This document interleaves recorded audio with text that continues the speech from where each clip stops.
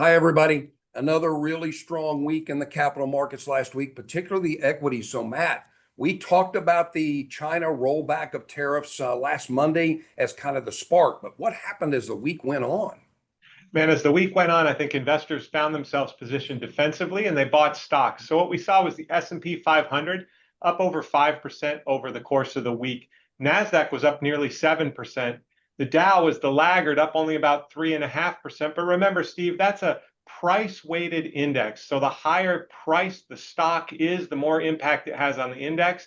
And last week, you had a negative 20% return from United Health, as they are being investigated for Medicare fraud. So that had an impact on the Dow. If you back that out, all the major indexes were up 5% as we finally got some good news after some negative headlines over the last few months. But Steve, one of the negative headlines that came out over the weekend was Moody's downgrading our debt. The U.S. debt was downgraded from AAA to AA1. What's your thoughts on that?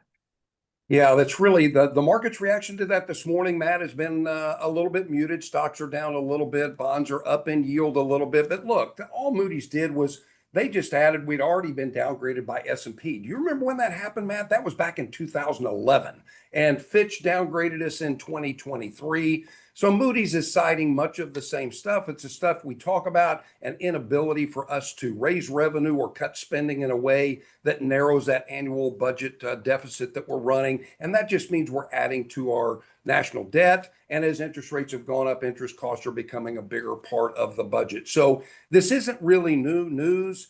And I go back and think how the markets and the economy have performed since 2011 or 2023. Those haven't been bad periods, right, Matt? So I think that we wouldn't want to just dismiss out of hand what Moody's has said. We're going to have to watch the Treasury auctions and look for signs. And on the margin, maybe that makes the dollar a little less attractive. Bond yields are up just a little bit this morning, but we wouldn't anticipate anything really major coming from this. So, Matt, as we think about moving forward, what kind of advice would you give or closing comments would you give our clients this week? Steve, I tell you, it's the same thing we talked about April 2nd after the Liberation Day when tariffs were announced and the market sold off. And I think at one point in time, we were down 20%. Stick with your plan. Stick with your plan. Right now, to me, the market still feels defensively positioned, which means that there may be some more upside as we continue to get some of these positive headlines offsetting some of the negative news we received earlier in the year. Yeah, thank you, Matt. Look, everybody, we remain more optimistic than pessimistic. We could probably expect volatility to stay with us as we move through this period. But the worst case scenario looks like it certainly has been priced out, and the chances for a recession continue to decline.